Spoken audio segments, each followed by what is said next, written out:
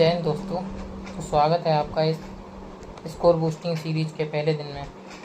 तो आज से हम शुरू करने वाले हैं अपने दिल्ली पुलिस के लिए स्कोर बूस्टिंग सीरीज, जिसमें हम लोग अपने मॉक टेस्ट में स्कोर एंड पीवाईक्यू जो क्वेश्चंस हैं उनको अटेम्प्ट करने के जो क्वेश्चन हैं उनको हम हाई रेट पे ले जाएंगे। जैसे अभी हम पीवाईक्यू लगाते हैं तो 20 में से पता चला 8, 10 हो पा रहे हैं, 12 हो पा रहे हैं, उनको हम कोशिश करेंगे 17, 18, 19 ऐसे पहुँचा पाएँ। एंड RW का जो मौका आता है उसमें स्कोर बढ़ाने के लिए मैंने ये सीरीज़ स्टार्ट किया।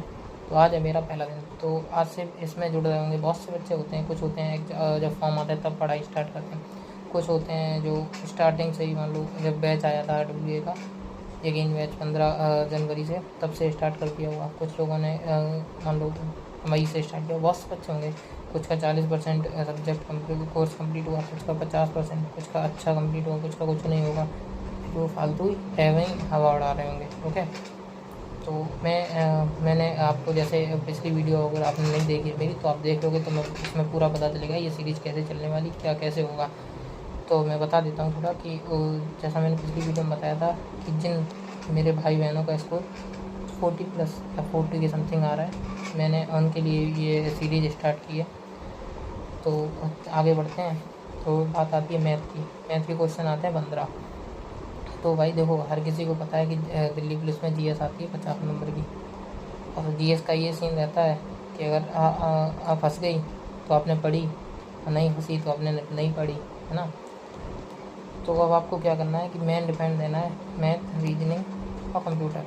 ठीक है, मेन मोटे सब्जेक्ट है मैथ और रीजनिंग। इसमें जिस बच्चे ने लगभग 40 पैसे 37, 38, 39 ऐसा स्कोर करना है तो हम लोग एक रेस में रहेंगे, अच्छी रेस में रहेंगे, अच्छा स्कोर बूस्ट कर सकते हैं।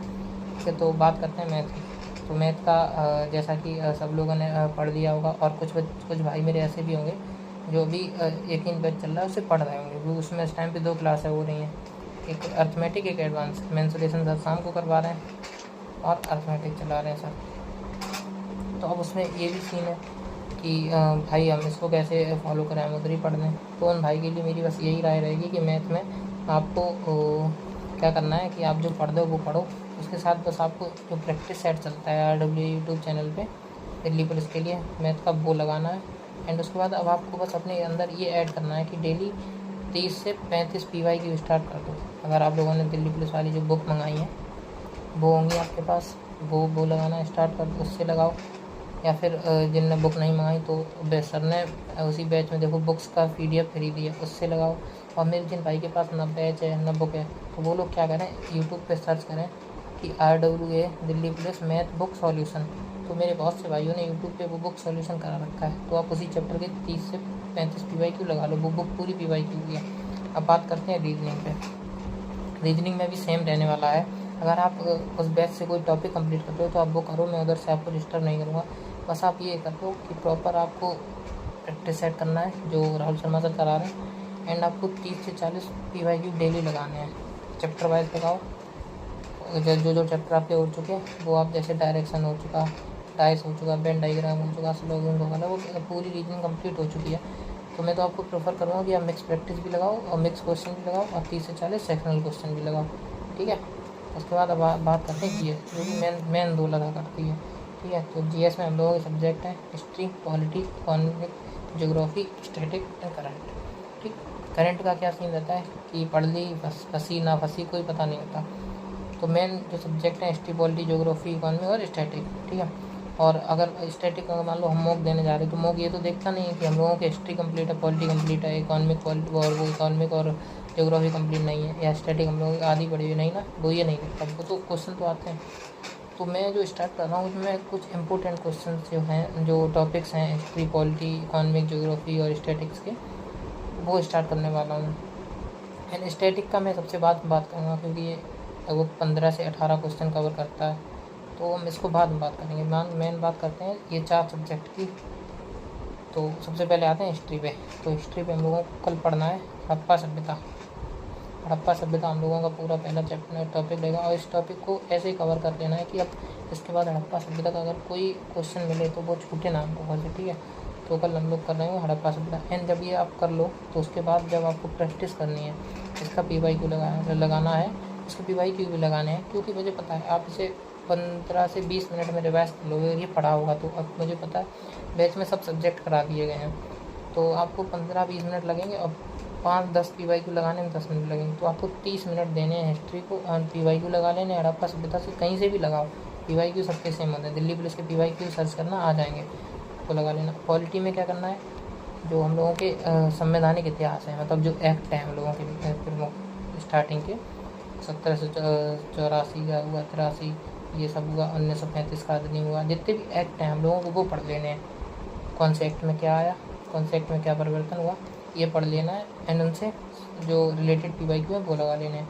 बात करते हैं ज्योग्राफी। ज्योग्राफी का टॉपिक है बड़ा, जिसमें आती है नदियाँ। नदियों में हम लोगों की 3 प्रमुख नदियों से उपवा तंत्र बनता है, सिंधु, गंगा और ब्रह्मपुत्र।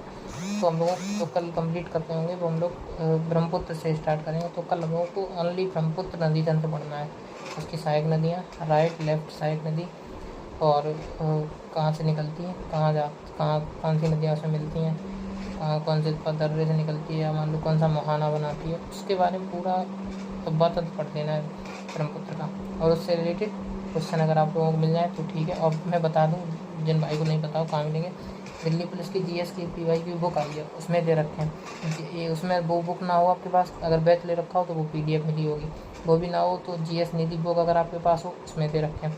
उस पर भी ना दे रखो तो आप भी सेम जैसे मैथ का किया वैसे ही आप GS का करना, उस पर डालना Delhi police GS PYQ book. वो बुक के अगर लगाने हो तो वो आ जाएंगे, और आपको वैसे लगाने तो सर्च कर लेना टॉपिक नदियाँ, ब्रह्मपुत्र नदी तंत्र, और उसमें पूरा PYQ आ जाएगा दिल्ली पुलिस का। उसके बाद बात करते हैं इकोनॉमिक में एक टॉपिक है जनगणना, जिससे हर एक एग्ज़ाम में SSC के 2 क्वेश्चन हमेशा मिलते हैं, चाहे कोई भी एग्ज़ाम हो। और दिल्ली पुलिस की बात करें तो 2 से 3 क्वेश्चन भी मिल सकते हैं, ठीक है। तो इसमें जनगणना कभी कभी हम लोग जियोग्राफी में ही पढ़ते हैं, इकोनॉमिक में पढ़ते हैं, लेकिन इंपॉर्टेंट टॉपिक है तो आज हमने इसको इकोनॉमिक में ऐड कर लिया है। तो वो कल जनगणना ये हमें पता है एक दिन में नहीं कम्प्लीट होगी, तो आपको जितनी हो सके आधी हाफ इसका कल, हाफ परसों इसको कंप्लीट जनगणना पढ़ना है कल, और जितना पढ़ लो उसी से रिलेटेड PYQ लगाने हैं। अगर आपके पास GS निधि या दिल्ली पुलिस की बुक है, उसमें सब कुछ टाइप वाइज दिया है, कौन सी चीज़ कहाँ मिलेगी, सब PYQ दी है। ये आपका हो गया इकोनॉमिक का। अब बात करते हैं स्टैटिक के लिए।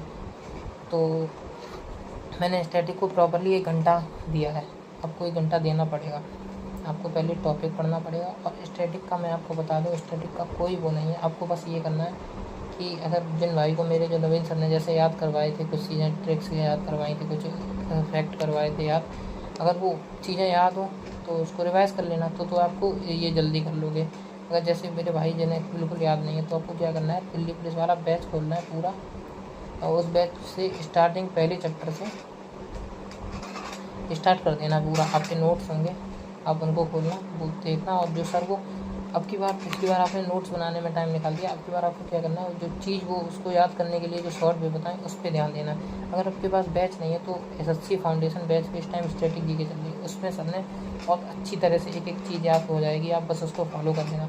तो आप वहाँ से डेली एक टॉपिक पढ़ो, और उसके जो PYQ है वो आपको कहीं भी मिल जाएंगे। स्टैटिक के तो PYQ आप गूगल पे सिर्फ बोल दो स्टैटिक, उसके PYQ अपने आप आ जाएंगे। तो आप उसके PYQ लगा लो, ठीक है। और आपको कोशिश करना है कि एक चैप्टर 1 दिन में हो जाए, और सर ने ऐसे ही करवाया है, तो सर ने 30 दिन में स्टैटिक ख़त्म करेंगे, और इतने प्यार से ख़त्म कर रहे हैं, तो वो आपकी भी हो जाएगी। तो ये स्टैटिक का रहेगा। आप मेरी वीडियो देखो ना देखो, लेकिन अपने अंदर स्टैटिक को ऐसे कर लेना कि 1 घंटा स्टैटिक को डेली देना है, क्योंकि GS में लगभग 35 to 40% पार्ट है वो स्टैटिक कवर कर रही है, ठीक है। अब बात आते हैं करंट की। करंट में हम लोगों को क्या करना है कि मैं तो ये कर रहा हूँ, और इस सीरीज़ में भी मैं यही फॉलो करवाऊँगा, और ये सीरीज़ मैं खुद फॉलो करने वाला हूँ, तो जो मैं करूँगा वही करवाऊँगा। तो जब फॉर्म आएंगे दिल्ली पुलिस के, उसके नेक्स्ट डे से आगे तक की सितंबर तक की करंट, अक्टूबर तक की, एंड उसके बाद उससे 9 महीने पहले या 10 महीने पहले की करंट अफेयर, ये कवर। अब आते हैं कंप्यूटर पे। कंप्यूटर को हम लोगों को पढ़ना है ईमेल को रिवाइज करना है, एंड उसके प्रीवियस ईयर क्वेश्चन लगाते हैं। तो आज था मेरा ये प्लान आज का। थैंक यू, एंड वीडियो को लाइक करें, शेयर करें, एंड अपने जिन दोस्तों को स्कोर बढ़ाना है उनके पास इस वीडियो को भेज देना, एंड आप भी इसको फॉलो करना, मैं भी फॉलो करूँगा। देखते हैं 10 दिनों बाद क्या रिजल्ट आता है दोनों का मिलके। Thank you.